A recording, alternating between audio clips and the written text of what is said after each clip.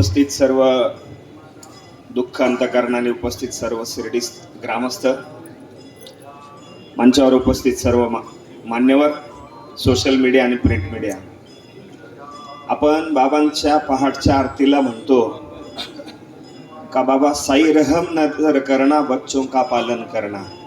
बाबांना आपण विनंती करतो आमच्या मुलांचं रक्षण कर.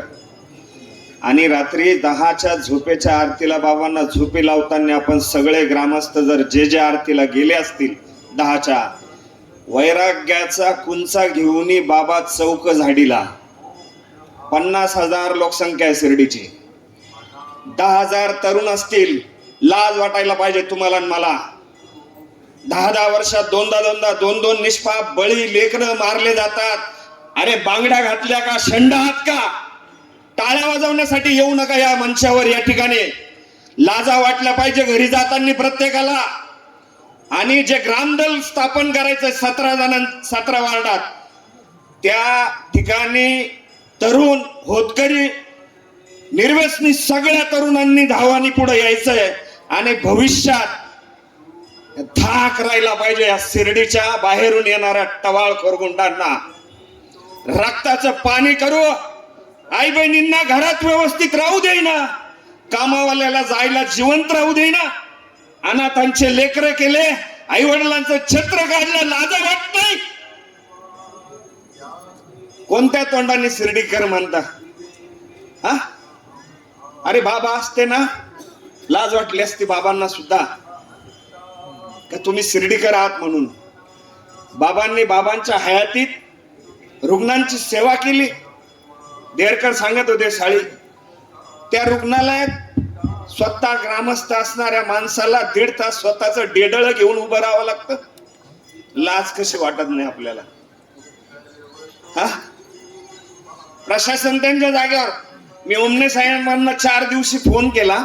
आमच्या परिसरात रात्री 3-3 वाजेपर्यंत दुकान चालतात. एक मंगल कार्यालयाचं जागा आहे. रात्री शौकत भाई सय्यद म्हणून नगरपालिकेचा रिटायर कर्मचारी आहे, त्याला रात्री 10:30 वाजता तिथल्या स्थानिक गुंडांनी दम दिला. साहेब, मी तुम्हाला सांगितली गोष्ट, फोनवर 2दा बोलणं पण झालं आपलं. मी त्यांना घरी बोलवलं रात्री 10:30 वाजता.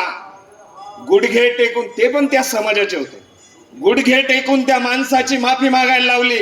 नाही तर उद्या जाऊन नगरपालिकेत जाऊन विचारा ते गुंड आणले होते का नाही रात्री 10:30 वाजता. अरे तुम्ही इथल्यात, तुमच्यात काय कमी आहे? अरे सकाळी उठा, व्यायाम करा. असे जे हिंडता ना, यांना त्यांच्या ठिकाणी मारा. अरे त्यांनी गोरगरिबाचा मृत्यू केला. इथल्या जर मला मारायला यायला पाहिजे होतं, मला मारून टाका, नाही तर अभय शाळकेला मारून टाका. काय अवस्था झाली असती त्यांची? गोरगरिबाला मारलं. 40,000चं गाव, 4,000 लोक जमा नाही. लाज वाटली पाहिजे शिर्डीच्या तरुणांना. गांजा फुकीन, सिगरेट फुकीमध्ये जाऊ नका. तब्येती करा. आणि ग्राम सुरक्षा रक्षा दल येतंय त्याच्या सामील व्हा.